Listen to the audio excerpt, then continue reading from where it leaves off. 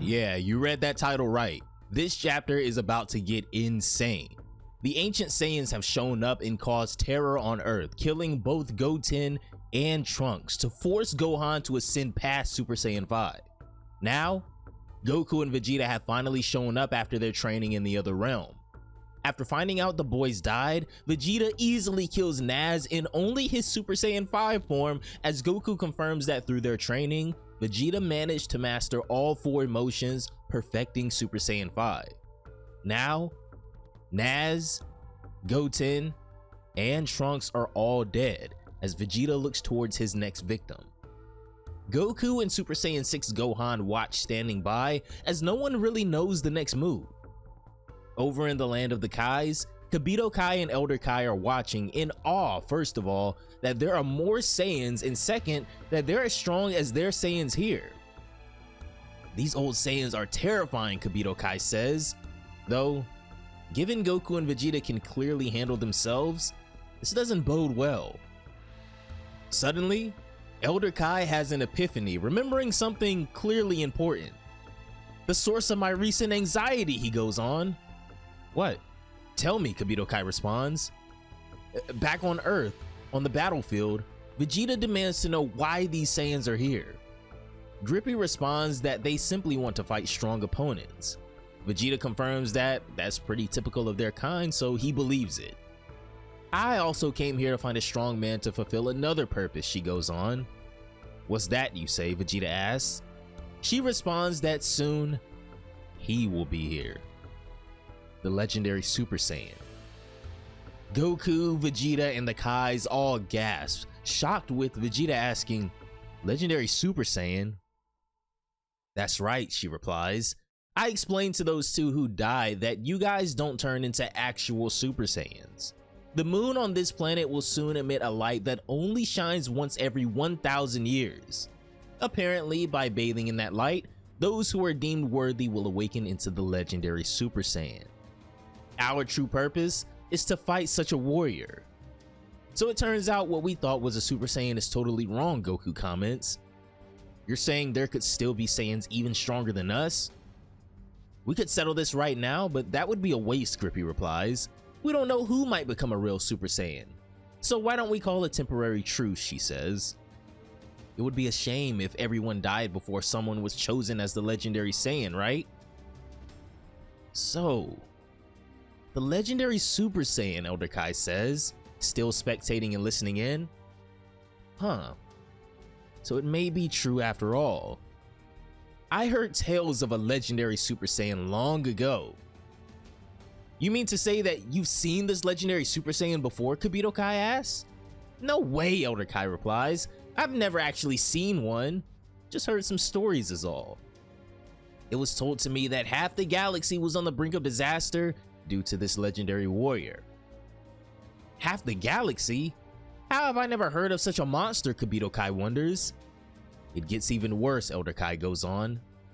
Young Kaioshin, it wasn't just one of these monsters, but many. Or so the understanding was at the time. Moving from one star system to another, the death toll was likely in the hundreds of billions. In just a matter of days, we realized that life forms from nearly half the stars in the galaxy had been slaughtered.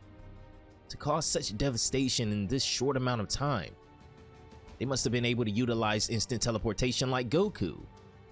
These were formidable planets home to powerful warriors, but all were slain regardless of their strength. After the bloodshed, he goes on, we set out to catalog the destruction. And you know what we found? The one who eradicated not just that first world, but all of them was, as you guessed it, but a single Saiyan. Unbelievable one person, causing half the galaxy to crumble to pieces. That incident must have sparked the legends that still linger to this day, Elder Kai goes on. And so began the legend of the Super Saiyan. Does this mean that is that creature who is about to show up on Earth, Kibito Kai asks? Yeah, it would appear so. They pause, look at each other, and then Kibito Kai comes up with an idea. If it's Earth's moon that's the problem, why not just destroy it, he asks. Elder Kai actually thinks this is a good idea, as he says they need to tell Goku and the others. Oh, and by the way, Grippy cuts in as if she had heard them speaking on this from planets away. Trying to destroy the moon would be pointless. Well, now they both look stumped. Because of this unique event, she goes on, the moon has enormous pent-up energy. Any devastating impact would release the energy and destroy your planet along with a few others in this system. Besides, we wouldn't want to prematurely end our fun, would we? Assuming everything you're saying is true, Vegeta says, there isn't an actual reason we need to wait to fight you. Well, I guess not technically, she says, but you can't be serious. You're a Saiyan too, aren't you? Does the chance to fight someone strong not excite you? It's not that I'm uninterested, he answers. I just have more important matters at hand. Let me guess. Family or something, she says. That's right, Vegeta replies. There was a time when brutality and conquest meant everything to me. But after I came to this planet, I realized there were things much more important. You've already lost me with your silly philosophy, she states. You're thinking way too deep. Family? The real deal is the thrill of the fight, the grit in your teeth, the fire in your soul. That's what makes life worth living. As much as I'd like to get my hands on you right now, I can't resist the urge of grappling with the legendary Super Saiyan, she tells him. However, Vegeta doesn't care, saying that they're gonna finish this right now. He doesn't care about their legends. Grippy eerily tells him that he doesn't seem to understand the situation that they're in. You're definitely misunderstanding one big detail. And what's that? Vegeta asks. The legendary Super Saiyan? It might be one of us, or it might be one of you. Who knows? It might be all three of you and neither of us. Maybe no legendary Super Saiyan will appear at all and this whole thing turns out to be a lie, she wonders. Waiting around might not lead to anything at all. All the more reason to end this now, Vegeta says. I want to agree, she declares, but we simply have to have a go at the legendary Super Saiyan. It's the opportunity of a lifetime. The very dream of the old Saiyans everywhere. Even if there's the slightest chance the legendary Super Saiyan is you, I don't want to kill you before knowing for certain. Then, all of a sudden, she and Boca flee the battlefield at full speed to the shock of Vegeta and the others. They ran. However, Vegeta says to not bother trying to chase them. They'll be back soon enough. For now, let's regroup and figure out what we can. He powers back down to base form along with Gohan and tells him to tell them everything that he knows. And so, with Elder Kai and Kibito Kai listening in as well, Gohan goes on to tell them how the Saiyans suddenly showed up and ran into Goten and Trunks first, defeated them, the ascensions they experienced near death, and so on. That brings us to the current state of things. I see, Vegeta remarks. Looks like there was trouble brewing in places we didn't even know about. That's correct, Gohan states. Their way of thinking is so hard to grasp. I don't think they have emotions like us. That's not the strange part, Vegeta replies. Earthlings are soft-hearted to begin with. Saiyans are a warrior race. It's in our nature to be interested in battle only. To those guys, Kakarot and I are the weird ones.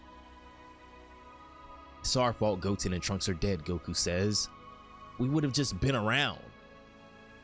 No, it's equally my fault too, Gohan says. Should we bring them back while we can? No, Vegeta says. Let's wait until the threat is eliminated first. Those guys could still cause much more devastation. We don't want to get in over our heads before we know all we can. Got it.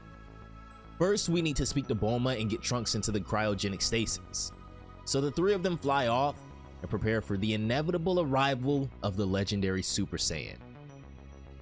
Over in a forest, Grippy and Boca are lounging around after the events of the day, showing no care for their fallen comrade Naz, laughing and joking around. Grippy saying how fun that was and how it's been so long since she got to get serious. Boca, however, is upset that he didn't get to fight at all. She tells him that he should have just jumped in from the beginning because he really missed out. So, what do you think of those guys, Boca? The new ones, she asks. I think they're stronger than I ever imagined, he says. Right? She agrees. Think, any of us could have a real shot at becoming the legendary Super Saiyan, she asks. He replies, saying that he thinks there is plenty of potential. Oh, to think we can only meet such a fighter once in a millennium, she gushes. What a time to be alive. I wonder what it'll look like. Just how strong it will be. In this arc, the old Saiyans arrived bringing only strength and brutality. It seems there's a chance that the legendary Super Saiyan is about to appear as well. For now, the Z Fighters have been forced to wait for whatever is about to come next. Over on the sacred world of the Kais, training is about to get started in the meantime, with Goku and Gohan finally about to face off. This kind of reminds me of Beast Gohan and Ultra Instinct Goku from the Dragon Ball Super manga. Makes you wonder a little bit. I can't just sit around waiting for this legendary Super Saiyan to show up, Goku says. Show me how much you've improved, Gohan. No problem, Gohan replies. I want to get back into the fighting spirit. I'm counting on you. We won't be late to the party this time, Kibito Kai says, as Elder Kai watches Earth while he watches Goku and the others training on two separate crystal balls. If anything happens on Earth, Elder Kai is keeping an eye on things. Let's see what the two of you can do, Vegeta says, spectating Goku and Gohan's match. Goku transforms into Super Saiyan 5, and then Gohan follows, transforming into his newest Super Saiyan form, Super Saiyan 6. Is that your new form, Goku asks? I can't even sense his ki. Yeah, to be honest, I'm a little hesitant to use it in battle, Gohan replies. I feel like I may lose control. Give it your all, Goku tells him, as the battle between Super Saiyan 5 and Super Saiyan 6 finally begins. Gohan charges at Goku and throws the first punch. Goku dodges it and counters with a punch of his own that looks to connect. However, Gohan was so quick in blocking it, surprisingly, these two are looking pretty equal. Gohan lands a strike, and then Goku, as these two go back and forth. Goku showing how impressive his mastery and strength of Super Saiyan 5 is, allowing him to look equal to Super Saiyan 6 Gohan.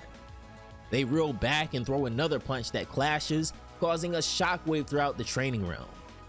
This is such a callback, or call forward, however you want to say it, to the UI versus Beast Gohan fight in the manga. These two are clashing so intensely that Vegeta is close to getting blown away. Finally, Gohan shows that he can still turn it up a little bit as he begins overwhelming Super Saiyan 5 Goku. He lands some pretty solid attacks on him before kicking him into the sky above and then taking aim. He fires off multiple blasts at Goku. Goku obviously deflects them all, but it was a distraction, allowing Gohan to maneuver behind him and punch him in the back. Then, he sends Goku flying back down to the ground. Goku catches himself as Gohan lands across from him. He congratulates Gohan on how much he's leveled up. You've grown in ways I never thought you would, he says. Thanks a lot, Gohan replies. A lot has happened since, well, you know. They're just testing each other, Vegeta thinks to himself. It seems Kakarot is getting excited facing someone so challenging after so long. And Gohan seems more aggressive than usual. It looks like his body still isn't fully accustomed to this new form. Alright then, let's crank it up to the next level, Goku says.